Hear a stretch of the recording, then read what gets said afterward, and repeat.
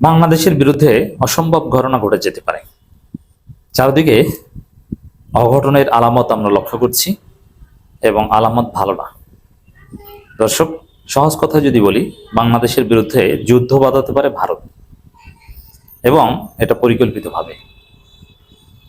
এবং ইতিহাসের অনেক পরিক্রমা, হাদিসের ভবিষ্যৎবাণী, যদিও দুর্বল হাদিস, এবং বিশ্ব রাজনীতির যে মারপ্যাচ এবং গতি প্রকৃতি, এবং বিশ্ব রাজনীতি যে নতুন একটা সন্ধিক্ষণে আছে, একটা প্যারাডাইম শিফটের মধ্যে আছে, সবকিছু বিবেচনা করলে বাংলাদেশে ভারত সামরিক আগ্রাসন চালাতে পারে, তার যথেষ্ট সম্ভাবনা আছে।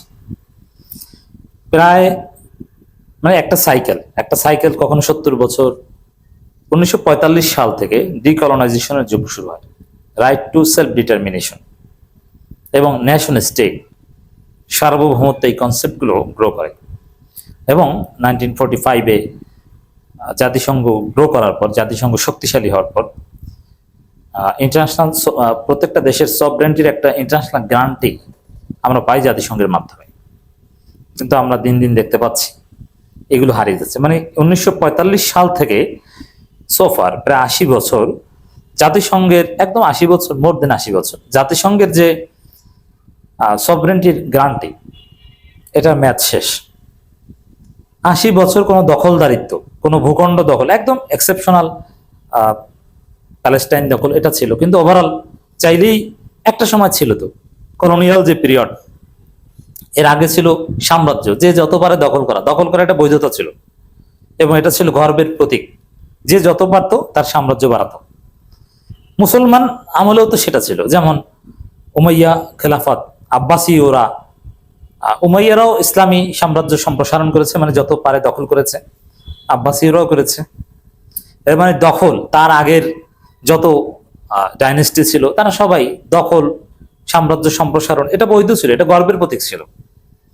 এরপরে কলোনিয়াল পিরিয়ডে এটা একটু স্মার্ট হলো, স্মার্ট দখল, সরাসরি হামলা করে দখল করবে তা না, একটু ভিন্ন স্টাইলে উন্নত দেশগুলো, ফ্রান্স, পর্তুগাল, যুক্তরাষ্ট্র, এরকম হাতে গোনা কয়েকটা দেশ, তারা বিভিন্ন ভূখণ্ডে কলোনি স্থাপন করত। সেই প্রাচীন দখলের ভিন্ন রূপ কলোনিতে রূপান্তরিত হয়েছে। এরপরে 45 সালের পর থেকে ডিকলোনাইজেশন আমরা দেখতে পাচ্ছি, যে সারা পৃথিবীর সমস্ত দেশগুলো ডিকলোনাইজড হয়ে গেছে, সবাই স্বাধীন হয়ে গেছে, এবং জাতিসংঘ এখানে হেল্প করেছে। 80 বছর এই ডিকলোনাইজেশন বা স্বাধীন দেশ চলেছে। এই ভূখণ্ড দখল এগুলো একদম পৃথিবীর ডিকশনারি থেকে উঠে গেছিল। কিন্তু 80 বছর একটা সাইকেল, 80 বছর একভাবে থেকেছে, সামনে এটা থাকবে না। এখন আবার এই দাজ্জাল আসবে, ইমাম মাহদী আসবে, তো এইসবকে কেন্দ্র করে এই দখল কে কোন রাষ্ট্র গিলে ফেলতে পারে, এরকম কিছু বিষয় আপনারা দেখবেন।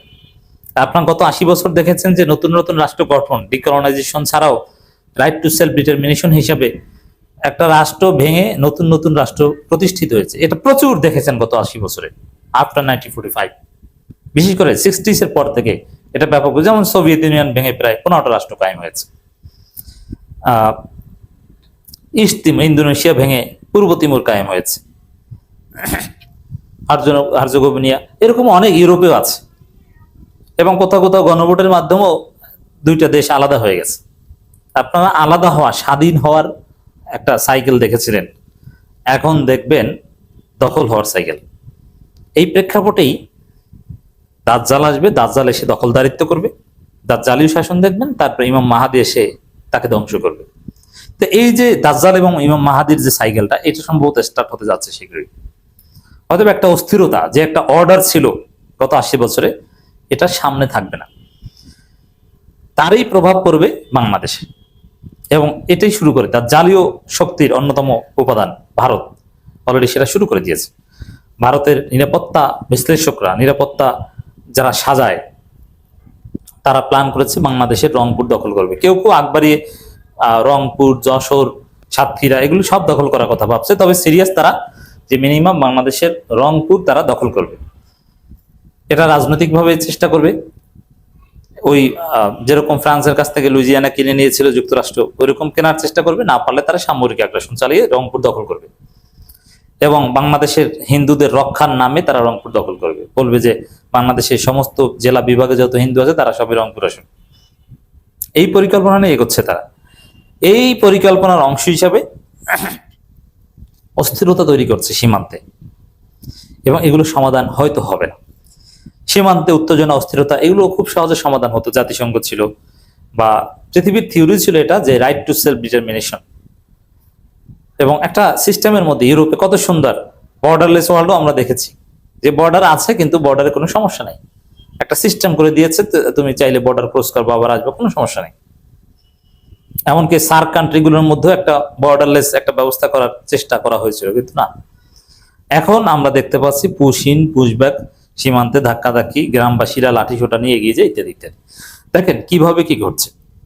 পুশিন ঠেকাতে ভারতকে 12-13টি চিঠি দিয়েছে সরকার, পররাষ্ট্র প্রতিমন্ত্রী এই কথা বলেছে।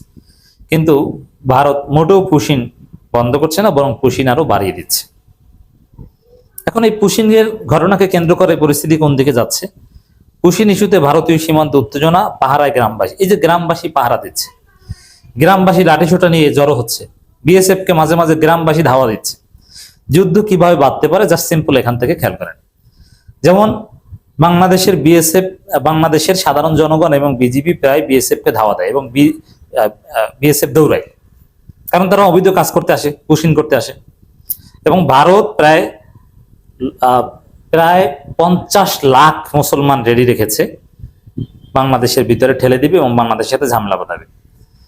এখন এইভাবে যদি ব্যাপকভাবে বাংলাদেশের ভিতরে পুশিন করতে চায়, এবং কোনো একটা পুশিনকে কেন্দ্র করে যদি এই যে বাংলাদেশের গ্রামবাসী তাদেরকে ধাওয়া দেয়, বিজেপি ধাওয়া দেয়, এভাবে মনে করেন যে হঠাৎ একদিন এক বিজেপিকে বাংলাদেশের জনগণ হাতের কাছে পেলো, ওকে পাড়িয়ে মেরে ফেললো, কথার কথা, অথবা একটা ইট মারলো, ওর মাথায় আঘাত পেয়ে ও মরে গেল।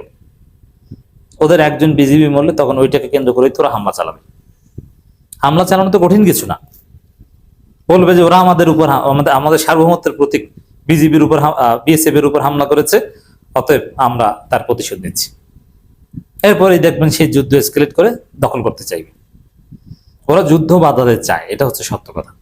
এবং ট্রাম্প কিংবা এই মোদি, এবং মোদির এই যে ককরোচ আন্দোলন ভারতে, মোদির ক্ষমতা নিয়ে টানাটানি শুরু হয়ে গেছে, এবং দীর্ঘদিন মোদি ক্ষমতা, যার ফলে তার জনপ্রিয়তা ধীরে ধীরে কমছে। এই পরিস্থিতিতে তাদের যে ইন্টারনাল রাজনীতি, হিন্দুত্ববাদকে উস্কে দেওয়ার যে রাজনীতি, মোদি অ্যাবসলিউট জনসমর্থন আদায়ের যে রাজনীতি, তার অংশ হিসেবে বাংলাদেশে হামলা চালাতে পারে।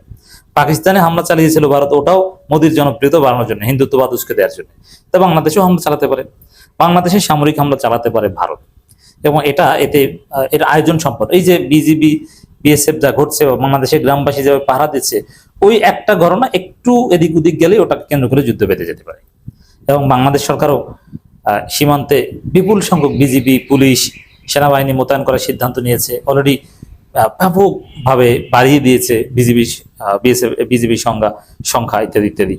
এবং ভারত সরকার বেপরোয়া আচরণ করছে, চিঠিতে বা ডিপ্লোম্যাটিক স্বাভাবিক প্রসিডিউরে তারা সাড়া দিচ্ছে না। অতএব ঘটনা ঘটে যেতে পারে, সবাইকে প্রস্তুত থাকতে হবে। আলামত ভালো না।